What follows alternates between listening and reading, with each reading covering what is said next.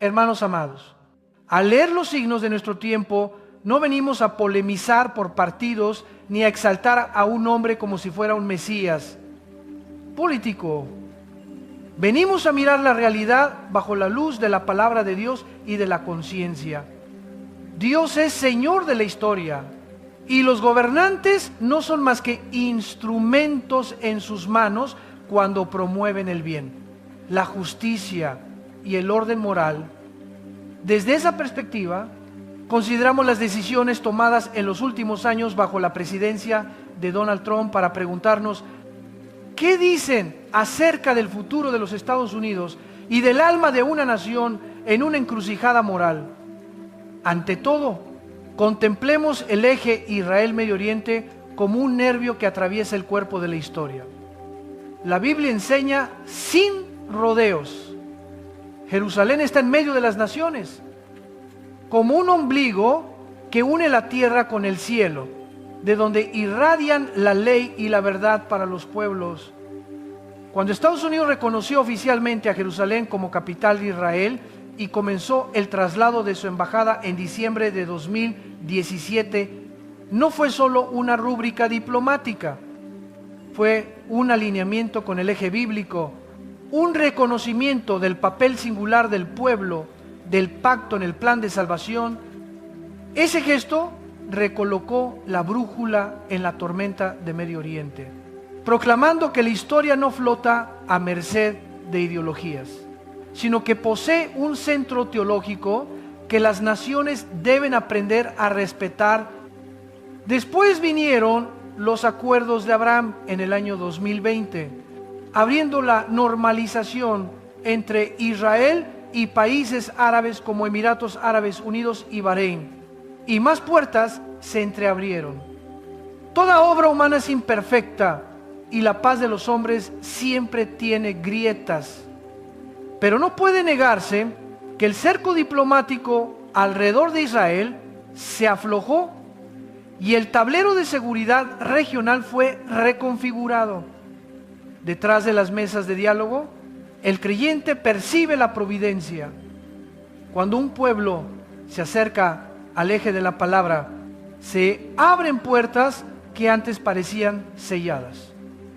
Desde ese eje teológico pasamos al mandato moral más básico, la defensa de la vida y de la dignidad humana. Ninguna nación puede sostenerse si da la espalda a la ley moral escrita en la conciencia. El llanto del no nacido no tiene voto. Por eso quienes sostienen la pluma de la política deben escuchar ese llanto por encima de los aplausos.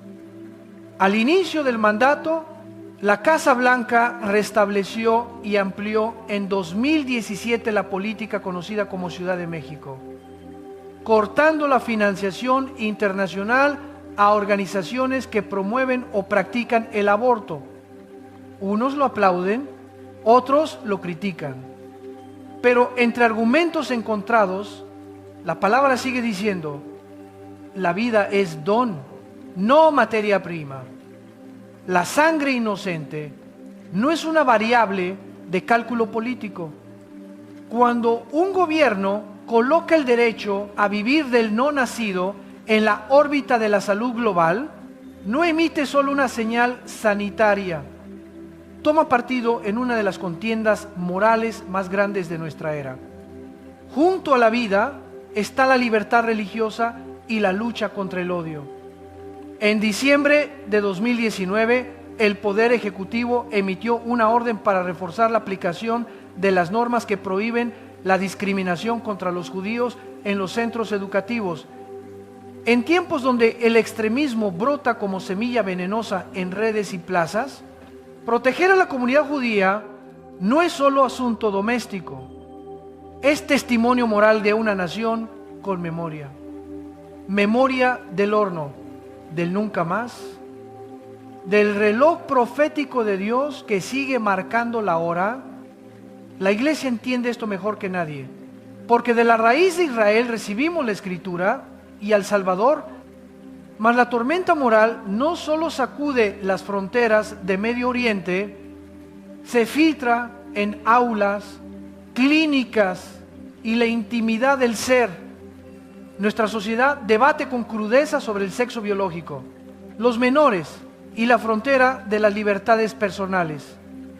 En el ámbito federal hubo decisiones de devolver competencias a los estados y a los distritos escolares, dejando sin efecto en 2017 la directriz previa sobre estudiantes transgénero, y hubo un periodo en que se endurecieron estándares para el servicio militar de personas transgénero tras levantarse medidas judiciales en 2019. Algunos lo leen como cuestión de derecho, otros como vallado para proteger a los niños y los criterios de las Fuerzas Armadas. El creyente debe mirar más hondo. Dios es creador, el cuerpo no es un experimento, y la autoridad de los padres y de la comunidad local es un diseño sabio para resguardar los jardines tiernos de reformas apresuradas que se amparan en la etiqueta de ciencia, pero carecen de prudencia. La iglesia no odia a las personas. La iglesia odia la mentira. Por eso, la iglesia acoge al que tropieza con brazos de sanidad, pero no pacta con ningún programa que convierta el cuerpo de los menores en mesa de laboratorio. Enseñamos a los hijos que su cuerpo es templo, que varón y mujer no son máscaras intercambiables a capricho, sino vocaciones. No vituperamos a quien es frágil, lo levantamos con verdad y misericordia. Una sociedad fuerte no solo necesita brillo moral, necesita justicia y oportunidad. En 2017 se promulgó la Ley de Recortes Tributarios y Empleos, reduciendo el impuesto corporativo y ajustando otros gravámenes para incentivar la inversión y liberar la iniciativa privada. Aunque hay controversias sobre sus efectos a corto y largo plazo, el mensaje es claro. La economía florece cuando la carga no asfixia la creatividad. A la par, la ley primer paso de 2018 reformó parcialmente la justicia federal, buscando reducir la reincidencia, facilitar la reinserción y equilibrar la balanza entre justicia y misericordia. Un Estado sabio sabe blandir dos espadas: proteger a la comunidad del crimen y abrir una puerta para el arrepentido. Es la caligrafía bíblica inscrita en la ley. Justicia y gracia abrazándose. Todo esto junto no construye un paraíso terrenal. La política no salva almas. Solo Cristo salva. Pero la política puede abrir o cerrar puertas hacia el orden moral. Cuando una nación repone sus hitos éticos, proteger al no nacido, honrar la familia, salvaguardar la libertad religiosa, pararse junto a Israel en el plan de salvación y ofrecer oportunidad al que cayó. Esa nación entra en una estación de gracia. Cuando arranca esos hitos, se atan los cordones a la piedra del tropiezo y se precipita el caos. Entonces, ¿cuál es el futuro de Estados Unidos? La pregunta no es quién gana o quién pierde, sino qué políticas acercan a la sociedad al orden de Dios. No olvidemos la lección elemental.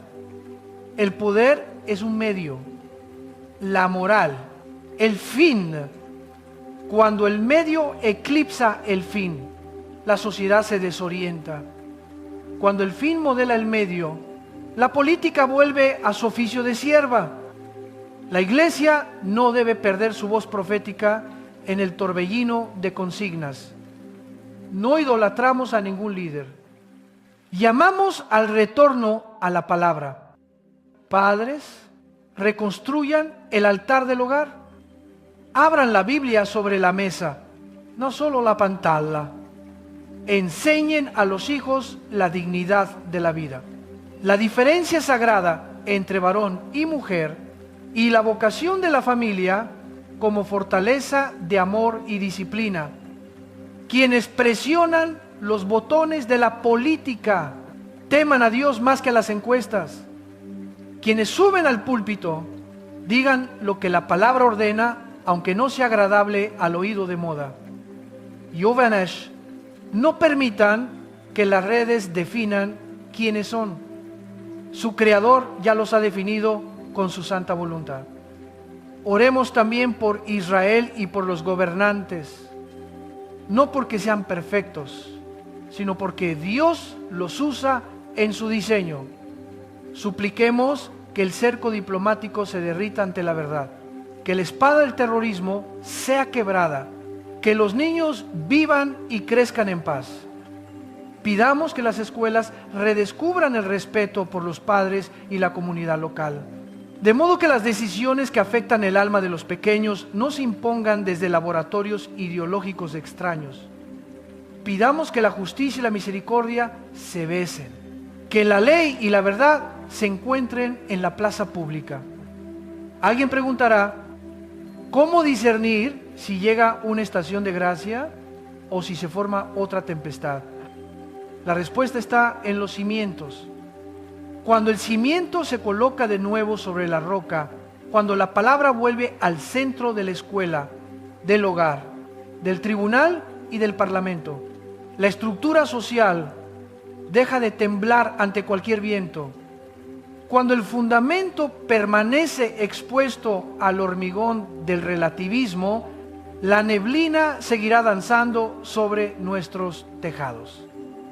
La Escritura pregunta, si fueren destruidos los fundamentos, ¿qué ha de hacer el justo? El justo no cambia de color con las estaciones. Se inclina, recoge ladrillo por ladrillo y levanta los muros con arrepentimiento y obediencia. Digo esto con temblor pastoral. Es hora de que la iglesia deje de decir lo que la gente quiere oír y vuelva a decir lo que Dios manda. Seamos suaves, sin ceder, misericordiosos, sin flojedad, valientes, sin soberbia. Veamos que detrás de toda disputa política está el alma de los niños, el matrimonio que debe ser resguardado, el judío que necesita protección contra el odio, el no nacido que debe nacer y el caído que necesita una puerta de retorno. Si somos fieles en estas cosas, aunque el mapa político cambie, la gracia cubrirá y conducirá a la nación por el desierto hacia la tierra del orden y la paz. Entonces, en medio del ruido de las campañas, oiremos otro sonido, un murmullo firme del Dios de la historia que dice, estad quietos y conoced que yo soy Dios.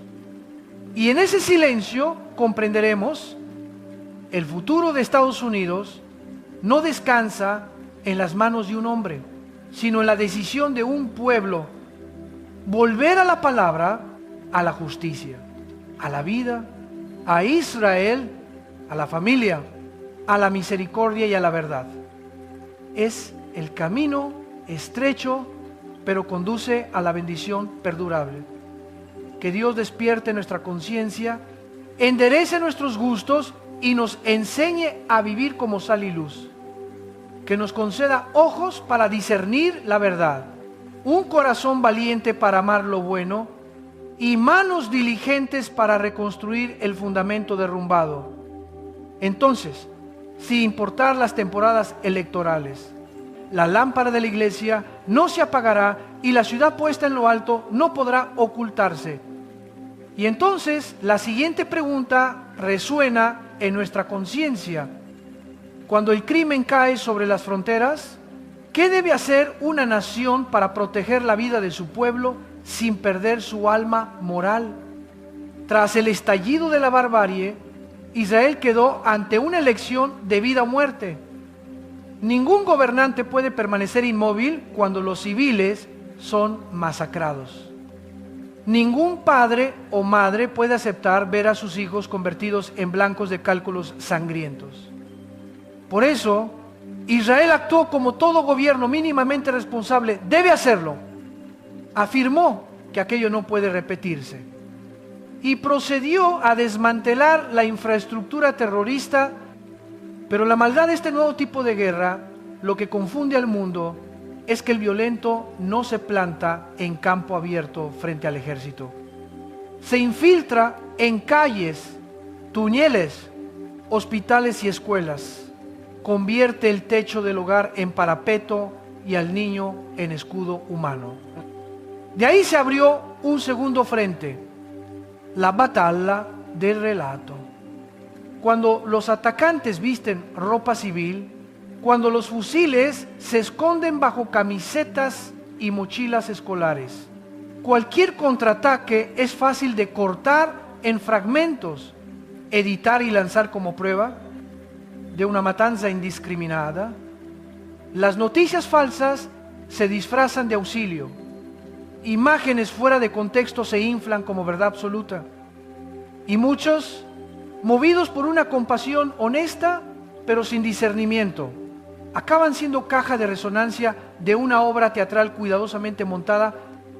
Aquí el creyente debe mantener los ojos claros. La misericordia auténtica nunca se alía con la mentira. La misericordia nos obliga a llorar con el que llora, pero también a desenmascarar la táctica que se oculta tras las lágrimas. La misericordia nos ordena proteger a los niños de todos los lados, pero no permite que el malvado los use como escudos para decretar el ocaso de la justicia. Una ética con discernimiento sabrá dolerse por cada vida perdida y, al mismo tiempo, mantenerse lúcida ante el plan que convierte a los civiles en herramienta de propaganda. Con el tiempo, afloraron también grietas financieras y morales. Muchas partidas de ayuda internacional destinadas, en teoría, a aliviar el hambre, alfabetizar y levantar hospitales, fueron absorbidas por bolsillos de caudillos, convertidas en mansiones, armas y poder. Ese dinero, cuando no pasa por la puerta estrecha de la integridad y la transparencia, entra directo en el arsenal del odio. La verdad es como el sol, puede cubrirse de nubes, pero no se extingue. A su tiempo sale y obliga al mundo a enfrentar la pregunta: ¿qué hemos estado alimentando con nuestros impuestos y con nuestra compasión? No fue solo el dinero lo manipulado, también el discurso, medios de comunicación de gran alcance. Antaño, ventanas al mundo a veces se vuelven espejos deformados por capas de poder global. Hay días en que se repite una misma historia hasta aceptarla como normal. Noches en que la mitad de la verdad se proclama como si fuera la verdad entera. En ese ruido de ilusionismo, la iglesia debe aferrarse a una brújula, testimonio veraz, espíritu de verificación y humildad para reconocer que también podemos errar si nos apartamos de la Escritura. Visto en conjunto, Israel aparece como un núcleo rodeado por dos anillos hostiles. El anillo cercano a naciones vecinas ha golpeado repetidas veces como marejada contra un muro pequeño. El anillo lejano, potencias islámicas y actores extrarregionales, alimenta la llama y espera ocasión para avivarla. Los intérpretes han recordado páginas bíblicas que describen el cerco en torno al pueblo del pacto. El creyente no apresura etiquetas, pero toma nota con cautela de que el reloj profético mueve sus manecillas y de que el huracán de la historia no es un chubasco repentino. Tiene lógica, sujetos y un desenlace. Desde Medio Oriente, acerquemos el lente a los Estados Unidos.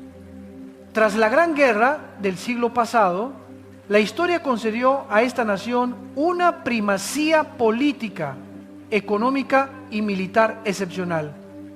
La fijación monetaria, la dependencia del comercio energético, a un patrón de convertibilidad, todo ello forjó la columna vertebral del orden internacional durante décadas.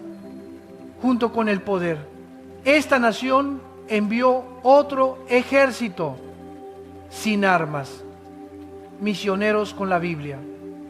Eso forjó un nombre, tierra de oportunidades, un sueño donde multitudes querían plantar casa y futuro. Con el paso de los años, surgió un viraje cultural.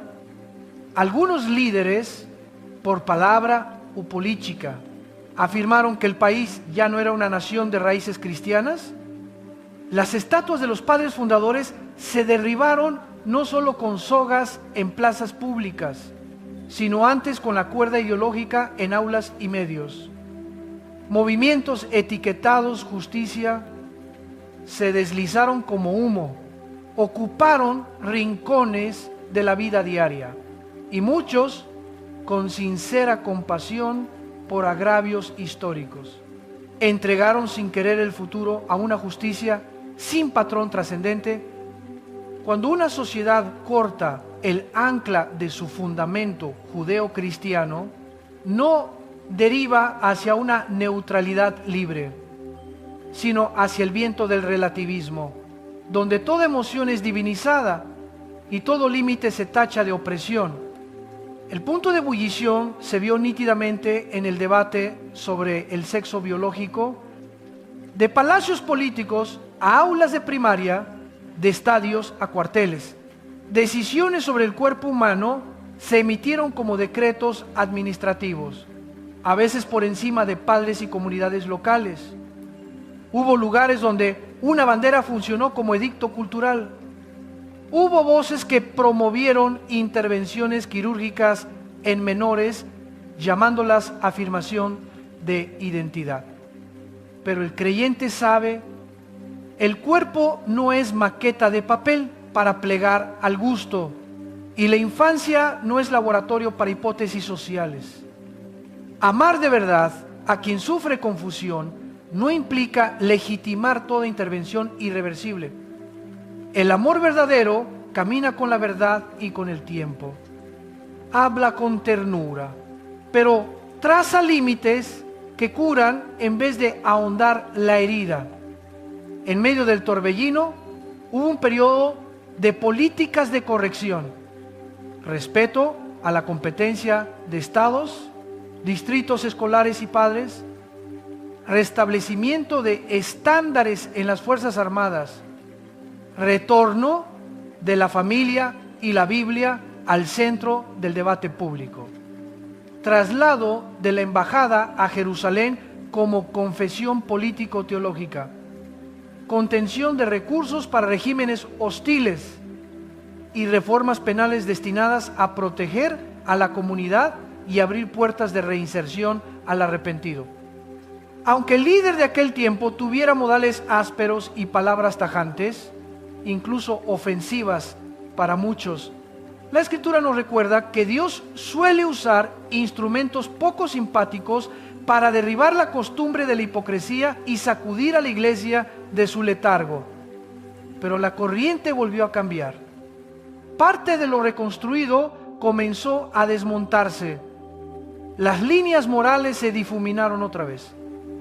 Los juegos de doble cara en la política exterior erosionaron la confianza.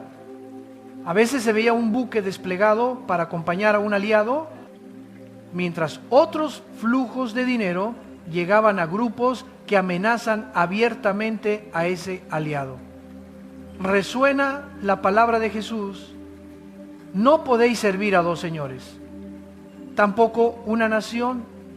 Si intenta agradar a la verdad y a la mentira al mismo tiempo, perderá la confianza de ambas. Este es el momento en que los creyentes son probados como oro en el crisol.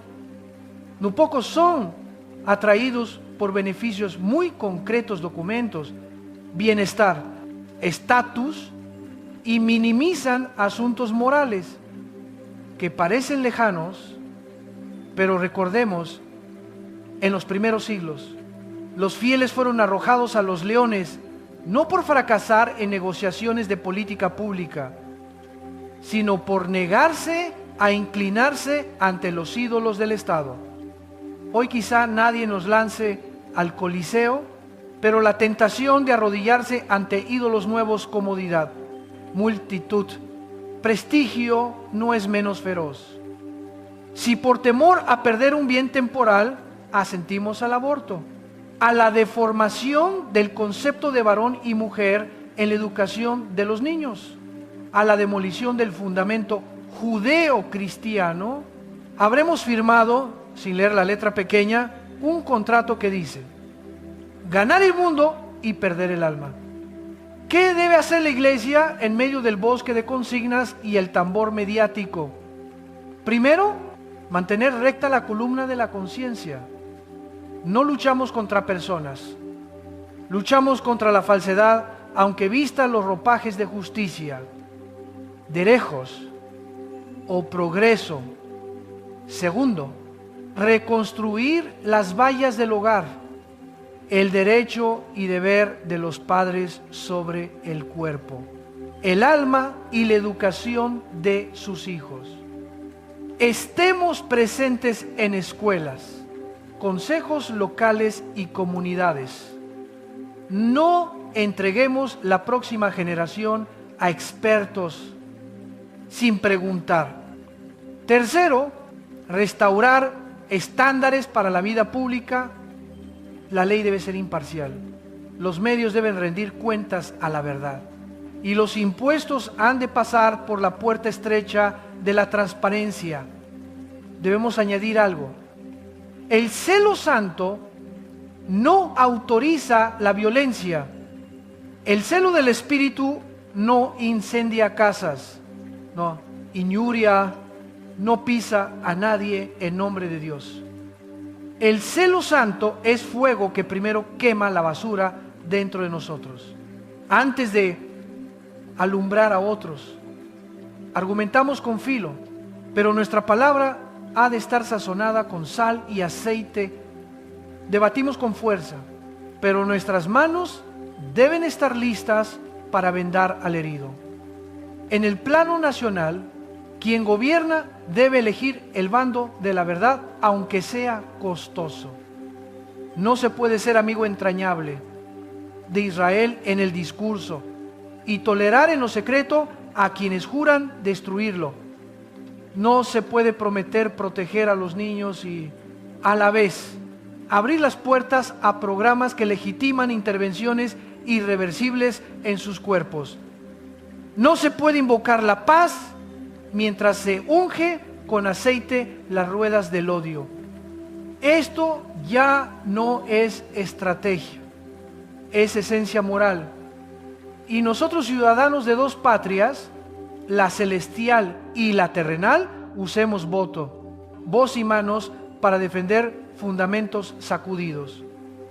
El derecho a la vida del no nacido, la santidad del matrimonio y la familia, la libertad religiosa y de conciencia, la dignidad del pueblo judío frente a la ola de odio y una seguridad verdadera que no se sostiene en propaganda, sino en justicia.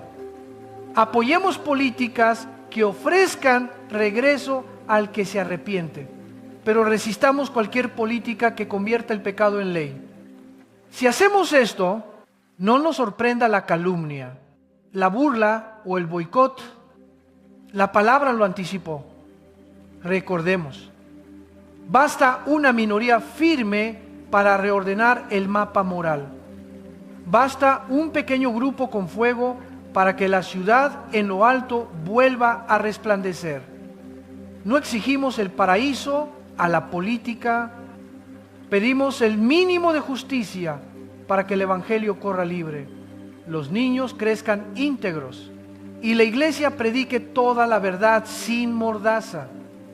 Y si alguien pregunta, ¿nos volvimos demasiado políticos? Respondamos, no adoramos la política, adoramos a Dios.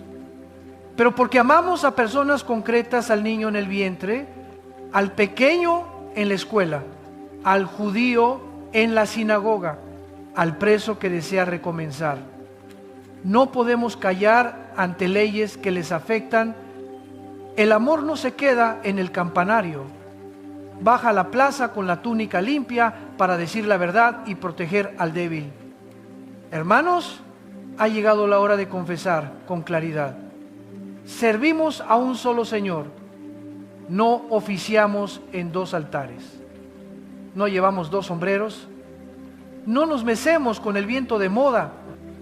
Escogemos la roca como cimiento, la palabra como medida y al Espíritu Santo como fuerza. Entonces, aunque la tormenta mediática cambie de dirección y las cámaras legislativas suban y bajen como estaciones, escucharemos un sonido persistente bajo el suelo de la historia. Los pasos del fiel conduciendo a su pueblo por el desierto del siglo hasta que todos los caminos de Jerusalén a las metrópolis de América se redibujen según la órbita de la justicia y la misericordia.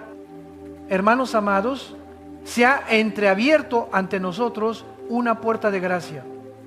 Cuando la rueda de la historia gira y un nuevo período inicia en medio de una oposición cerrada, la pregunta decisiva no es quién ocupa la silla del poder, sino ¿qué está exigiendo Dios a la conciencia de la nación y a su iglesia? Se han proclamado promesas. Reconstruir los muros morales derribados, rechazar las ideologías ateas y el socialismo que corroen el alma del pueblo, restaurar los valores judeo-cristianos en la familia, la escuela y los tribunales, frenar el aborto, impedir intervenciones irreversibles en los cuerpos de los menores, devolver la equidad al deporte y volver a colocar la Biblia como voz orientadora en la vida pública. Esas promesas serán probadas en el horno de la realidad, entre innumerables obstáculos, bajo los dardos de los medios, de los tribunales y de las fuerzas globalistas que desean devorar la soberanía de las naciones. Pero es justamente en la prueba donde la verdad se templa. En algunos lugares ya hay señales de valentía, estados que elevan la escritura como fundamento ético de la educación, que devuelven a la palabra su sitio en la escuela, que recuerdan el origen de una nación levantada por peregrinos con la Biblia en la mano, arrodillados en las playas ventosas, invocando el nombre del Señor para echar los cimientos de su civilización. En los tribunales aún se jura sobre la Biblia para decir la verdad. En las investiduras, el líder posa su mano sobre la Biblia, no porque sea un talismán, sino porque es el pacto moral de esta civilización. La cuestión es, ¿seguimos recordándolo o hemos permitido que el marketing de los eslóganes nos robe la memoria? La Escritura lanza una pregunta que desgarra. Si los fundamentos fuesen destruidos, ¿qué ha de hacer el justo? Si se borra la línea entre el bien y el mal, entre varón y mujer, entre vida y muerte, entre Israel y las estructuras antisemitas, entre la justicia y el teatro judicial, ¿qué hará el justo? El justo no corre tras la ola. El justo se inclina, recoge ladrillo por ladrillo y levanta los muros con arrepentimiento, disciplina y obediencia. Hay señales suficientes de que el viento contrario no amainará. Tramas para derribar por la vía legal, campañas de difamación en los medios e incluso balas dirigidas contra una persona. Todo esto desnuda una realidad. Detrás de la disputa política hay una guerra espiritual para demoler cualquier intento de reconducir la sociedad al orden de Dios. Hay instantes que parecen casuales, pero quien tiene ojos de fe reconoce la preservación misteriosa del Señor en el filo de la muerte. El mundo lo llama suerte.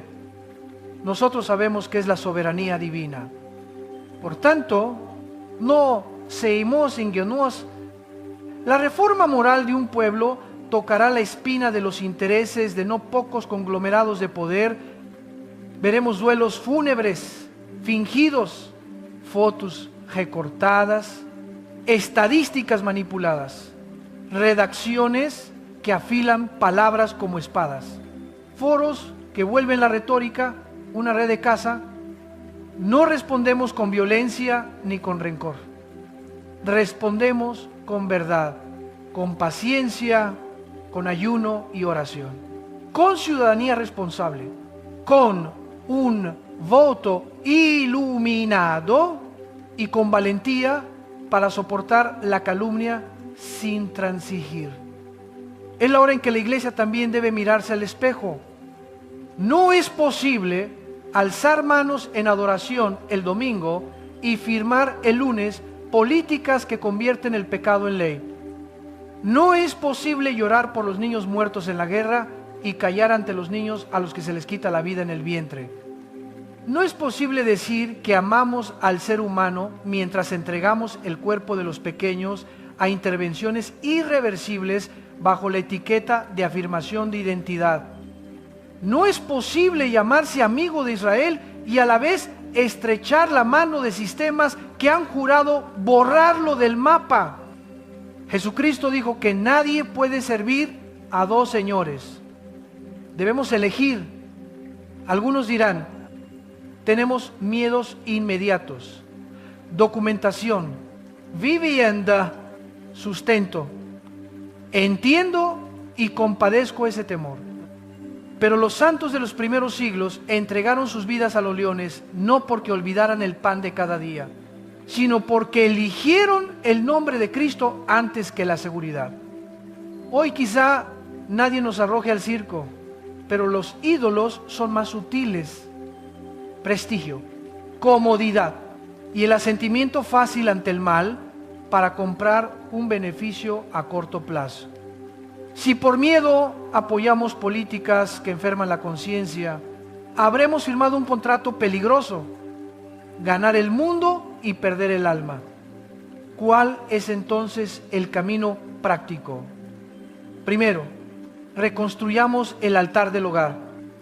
Cada noche, un pasaje de la palabra, una oración, una conversación honesta con los hijos sobre la dignidad de la vida, la vocación de la diferencia sexual y el sentido del matrimonio. Enseñemos que el cuerpo es templo, no laboratorio de ideologías.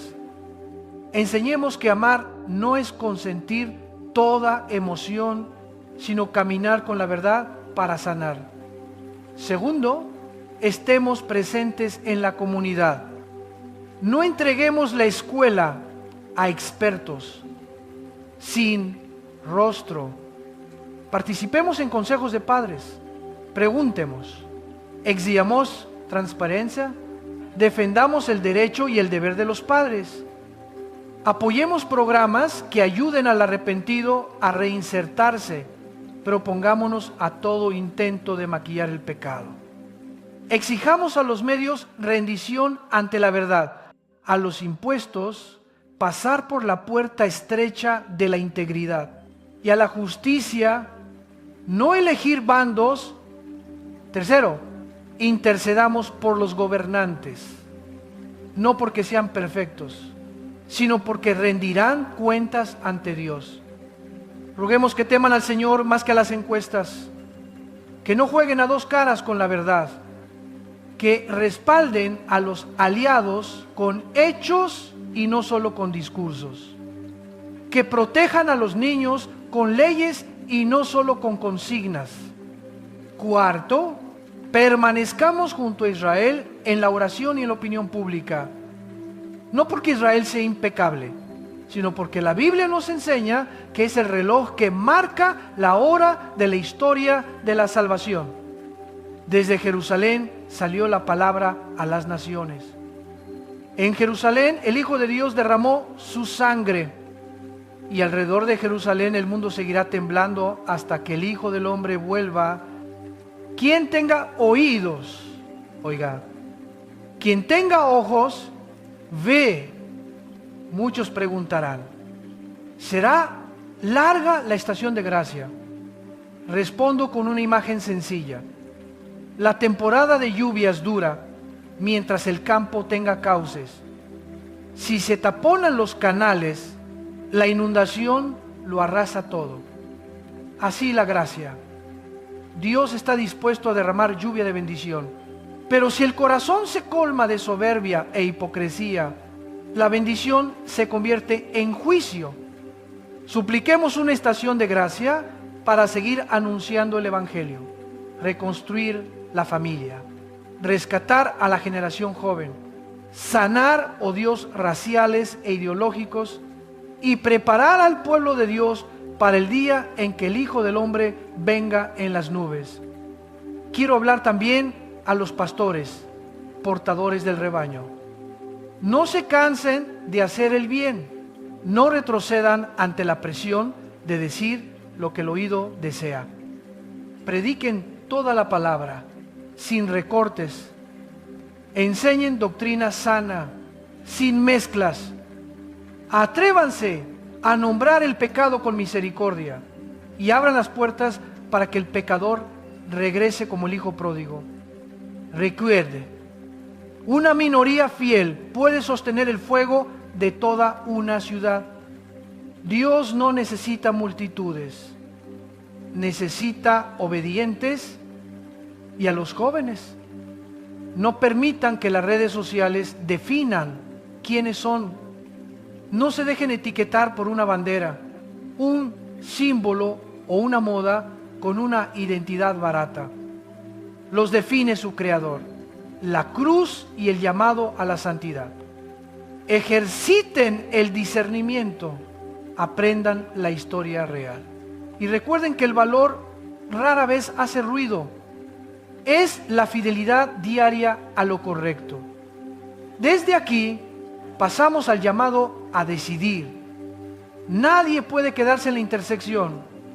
O elegimos el camino estrecho de la verdad, o flotamos por la avenida de la transacción, o edificamos sobre la roca, o levantamos sobre arena, o damos testimonio del reino en medio de la política terrenal, o permitimos que las tinieblas escriban la moral de nuestros hijos. Ha llegado el día de la elección. Elegid la vida, para que viváis vosotros y vuestra descendencia. Ahora, os invito a doblar el corazón conmigo ante Dios en oración.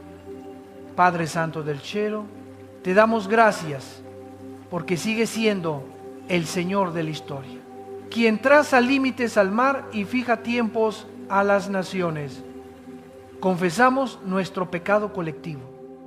Demasiadas veces hemos transigido, demasiadas veces callamos cuando se derramó sangre inocente. Demasiadas veces llamamos luz a las tinieblas y tinieblas a la luz. Límpianos con la sangre de tu Hijo. Derrama tu Espíritu Santo sobre tu pueblo en esta tierra. Despierta a la iglesia. Da valentía a los pastores, sabiduría a los padres y un corazón puro a la juventud.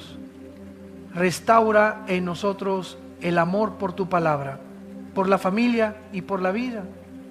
Intercedemos por quienes gobiernan. Concédeles temor de ti para escoger la verdad aunque cueste. Frustra la mano del malvado, disipa los planes del inicuo.